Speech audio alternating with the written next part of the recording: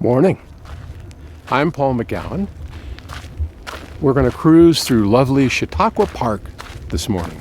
The flowers are out, the flat irons are just bursting through a few clouds that we had this morning. And it's just lovely. One of my favorite places to walk. And I thought today we would talk about imaging, how speakers disappear, how the soundstage, which I'll describe to you in a minute, is created, and how it's possible to suspend disbelief. Because in a stereo system, what we want to be able to do, if it's a high-end system, we want to be able to close our eyes and imagine that the musicians are actually there, standing in front of us and playing. And that's a hard thing to do, and most people have never really heard that, especially since there aren't that many high-end audio systems around. But it is possible, and it's really a startling image to hear, and it's something, the more we can share with people, I think the better everyone will be for it, because it is a remarkable experience. And one of the ways to think about this remarkable experience of the suspension of disbelief is the movies. Terry and I went to see Wonder Woman, a great film. It stars, I can't remember, the girl is amazing, an Israeli actress. But the one that got me most was Captain Kirk, Chris Pine, the new Captain Kirk. He was really good, and the interplay between the two actors was wonderful, even though it's a comic book movie. I was surprised that I actually liked it. But the CGI in it, and most films today, whether it's Star Wars or whatever, is amazing. The computer graphics they've got today are so stunning that you literally can't tell the difference between what's real and what's not real. Now, you're at a theater, right? Popcorn smells, you're chomping away, you look around, you're clearly in a theater. You don't think you're really on another planet or wherever you might be in the movie. But it's easy to suspend disbelief because it seems so real. And so we like to play along. We think that's great. The same thing is true with the stereo system. If it sounds real enough, the musicians aren't actually in the room. But if you can just close your eyes for a minute, turn the lights down low, it can really seem spooky real. So how does that happen? How do two speakers, a left and a right, make sound that seems to come from an entire stage? And I think the first way to think about that and to try and understand it is a very simple one, which many of you probably already understand, but I want to just go through it anyway. And that is the phantom center channel. How is that made? If you think about it, when you listen to music on a stereo, headphones, whatever, there are really three channels. There's the left, the center, and the right. Now that happens because our ears hear the same thing at the same time. When the same sound hits the left ear and the right ear at the same time, what we get is the sense that something is right in front of us. That's how we localize. And localization, of course, is how we stopped critters from eating us, right? We could hear them. That's coming from the left, or that's coming from the right. No, it's coming straight ahead.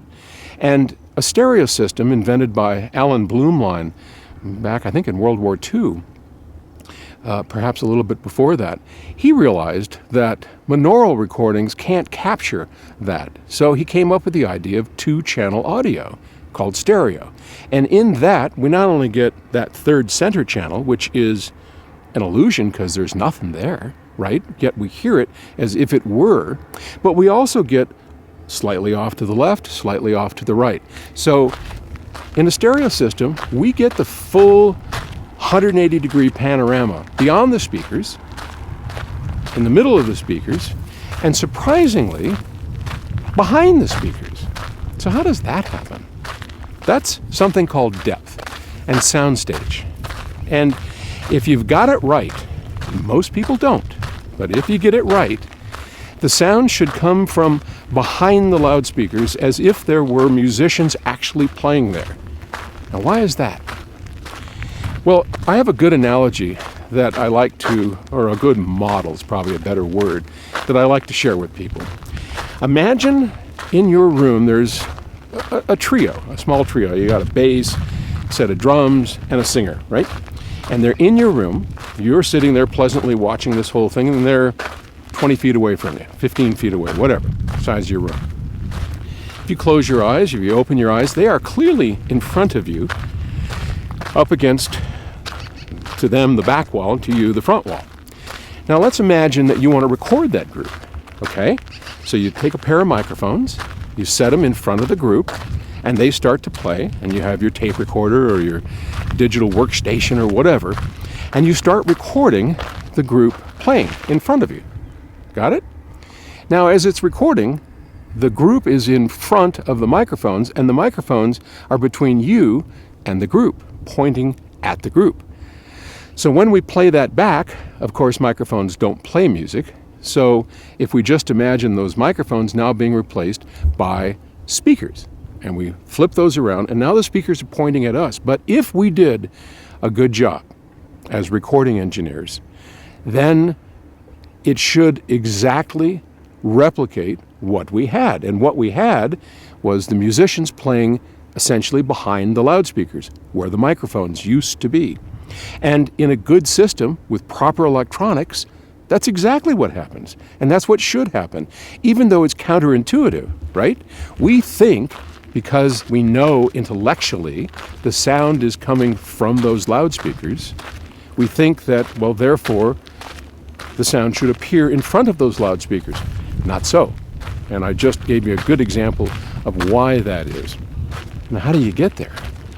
Well, getting there is an art, and it's something that we will discuss over these many weeks of confessions. I'll give you a little bit of a hint, right? It has to do with electronics and wires and speakers. In fact, the whole chain. But electronics play a big part. And I'll share with you a funny story. So years ago, Stan and I made our first product. It was the phono preamplifier, and we sold it for $59.95 with a money-back guarantee. If you put this into your system and played records through it, and it didn't make your system sound better, excuse me, than what you had in the first place, then we'll give you your money back. So one of the very first returns that we got was from a fellow who sent us this note and says, I want my money back. Why? Because when he closed his eyes and listened to his speakers through his Kenwood amplifier, he very clearly could identify the left and the right speakers. When he put in the PS Audio product, those speakers disappeared. And he was very upset about that. Now, we laughed because his goals were clearly different than our goals, and that's fine. And that's one of the reasons to this day we give money-back guarantees, because not everybody wants what we want, but most people are desirous of creating that illusion of the musicians being in the room. And in order to do that, you basically have to have the speakers disappear. So we worked very hard. It took us over a year to figure out how that works. What can you change in an electronic circuit when tricks are not allowed, when you're not going to put spatial processing or anything into it, just by merely making it more pure, making the circuit better? How does an engineer do that and create this feeling of disappearing? It's a tough thing to do, and it took us a long time to figure it out. And in future episodes, I'll share that with you. But the point I wanted to make today was the goal. What are we trying to achieve? We want to suspend disbelief in the idea that there are speakers in the room reproducing music, that the recordings and the electronics and everything that we have in there are working so well that everything disappears, and we're on this remarkable journey through the musician's eyes and ears. And it is remarkable. Oh goodness, look at these flowers. You know, every year, see if you can see these things, every year these flowers come out. They go away at night. I don't know what they are, but they are truly remarkable flowers. So anyway, thank you very much for watching. Hello. I'm Paul McGowan, and I'll see you next week.